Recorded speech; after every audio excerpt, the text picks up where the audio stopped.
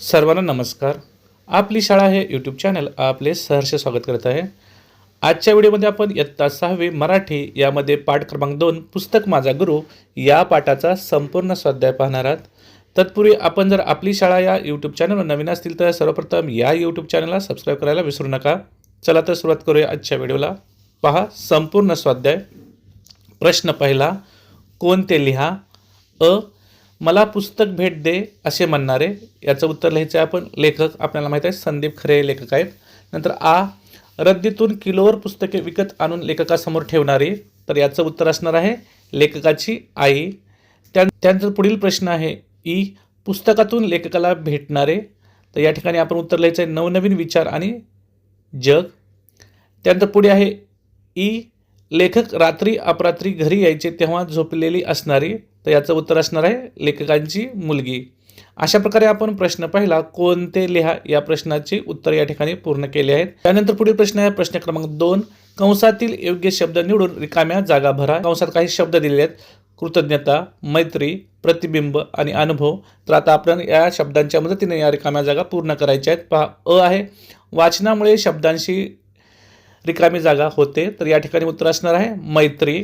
तर आपण वाचनामुळे शब्दांशी मैत्री होते अशा प्रकारे उत्तर लिहायचं आहे. पुढे आहे रिकामी जागा आपलं जगणं समृद्ध करतात, तर याचं उत्तर असणार आहे अनुभव. तर आपण लिहायचं अनुभव आपलं जगणं समृद्ध करतात. अशा प्रकारे आपण या प्रश्नाचं उत्तर लिहायचं आहे. त्यानंतर पुढे माझ्या बऱ्याच कविता या मला आलेल्या अनुभवाचे रिकामी जागा आहेत, तर या ठिकाणी उत्तर असणार आहे प्रतिबिंब. मग आपण लिहायचं माझ्या बऱ्याच कविता या मला आलेल्या अनुभवाचे प्रतिबिंब आहे. अशा प्रकारे आपण या रिकाम्या जागेचं उत्तर लिहायचं आहे. पुढील रिकामी जागा आहे गुरुबद्दल नेहमी रिकामी जागा आणि आदर असावा, तर या ठिकाणी उत्तर असणार कृतज्ञता. मग आपण उत्तर लिहायचं आहे गुरुबद्दल नेहमी कृतज्ञता आणि आदर असावा. अशा प्रकारे या ठिकाणी आपण प्रश्न क्रमांक 2 रिकाम्या जागा पूर्ण केलेला आहे. त्यानंतर पुढील प्रश्न आहे प्रश्न क्रमांक 3, 2 ते 3 वाक्यात उत्तरे लिहा. यामध्ये खेळणी विकत घेण्यापेक्षा पुस्तक विकत घेणे लेखकाला का आवडायचे. आता आपण या प्रश्नाचं उत्तर लिहूया. उत्तर, कारण पुस्तके वाचून ज्ञान मिळते, पुस्तकामुळे विचारशक्ती वाढते आणि नवनवीन गोष्टी शिकायला मिळतात. अशा प्रकारे आपण या प्रश्नाचं उत्तर लिहायचं आहे. त्यानंतर पुढील प्रश्न आहे प्रश्न क्रमांक कविता लेखनाबद्दलचा लेखकाचा बालपणीचा अनुभव तुमच्या शब्दात विशद करा. तर आता आपण याचं उत्तर लिहा. उत्तर, लहानपणापासूनच लेखकांना वाचनाची खूप आवड होती. इयत्ता 4थीत असताना लेखकांनी पहिली कविता लिहिली. पुढे त्यांची पुस्तकाशी मैत्री झाल्याने ते नियमित कविता लिहू लागले. अशा प्रकारे आपण या प्रश्नाचं उत्तर लिहायचं आहे.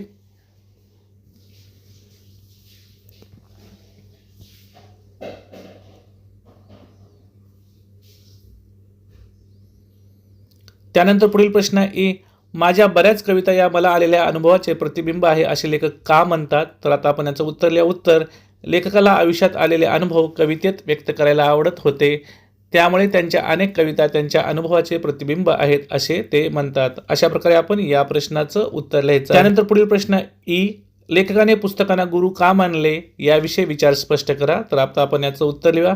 लेखकाने पुस्तकांना गुरु मानले कारण पुस्तकामुळे ज्ञान, विद्या, प्रेरणा आणि योग्य मार्गदर्शन मिळते, तसेच अनुभव मिळतात, त्यामुळे लेखकाने पुस्तकांना गुरु मानले. अशा प्रकारे आपण या प्रश्नाचं उत्तर लिहायचं आहे. विद्यार्थी मित्रांनो, या ठिकाणी प्रश्न क्रमांक 3 2 ते 3 वाक्यात उत्तर लिहा आपला पूर्ण झालेला आहे.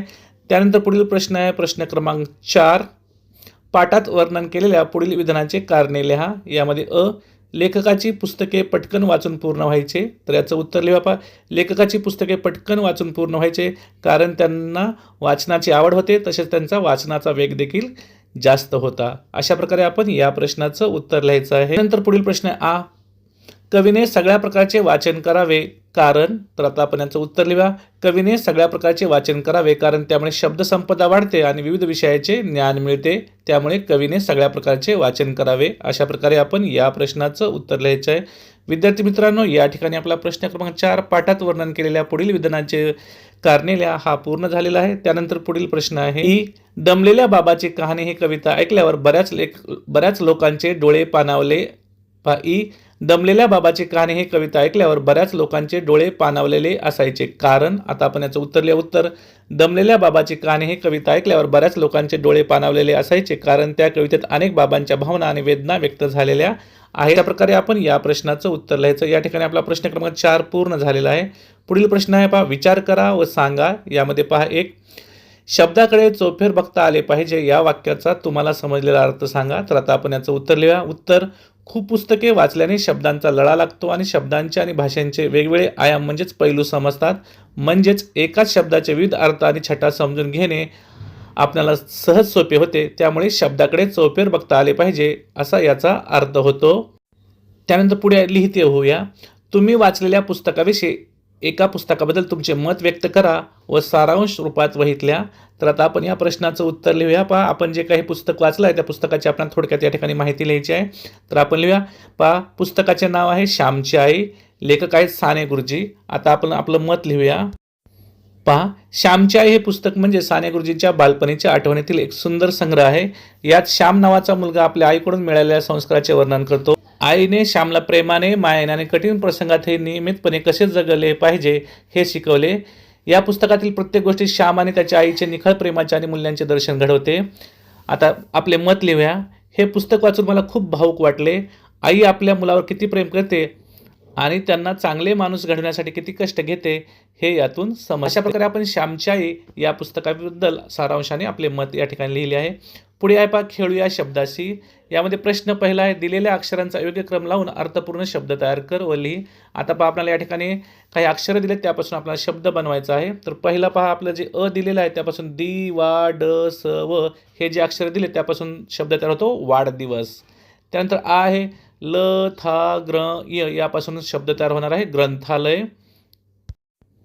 त्यापुढे इ, च, म, र, आ, री यापासून आत्मचरित्र हा शब्द तयार होतो, तो आपण या ठिकाणी लिहायचा. आणि शेवटी इ, ग्र, ता, ह, क, स, वी याच्यापासून कविता संग्रह हा शब्द तयार होतो. या ठिकाणी आपला प्रश्न पहिला पूर्ण झालेला आहे. पुढे आहे पहा, दिलेल्या शब्दांचे पुल्लिंग, स्त्रीलिंग, नपुसकलिंग या प्रकारामध्ये वर्गीकरण करून तक्ता तयार कर व वहीत लिही. पहा, आपल्याला या ठिकाणी काही शब्द दिले, त्याचं आपल्याला पुल्लिंग, स्त्रीलिंग आणि नपुसकलिंग यामध्ये वर्गीकरण करायचं आहे. सर्वप्रथम आपण शब्द वाचूया. पुस्तक, लेखक, कहाणी, वाटचाल, डोळे, बाबा, लहानपण, खेळणी, वाढदिवस, दिवाळी, ग्रंथालय, रद्दी, कविता, बक्षीस, मैत्री, भाषा, लळा, मन, अनुभव, कार्यक्रम, जन्म, प्रेरणा, कौशल्य आणि ज्ञान.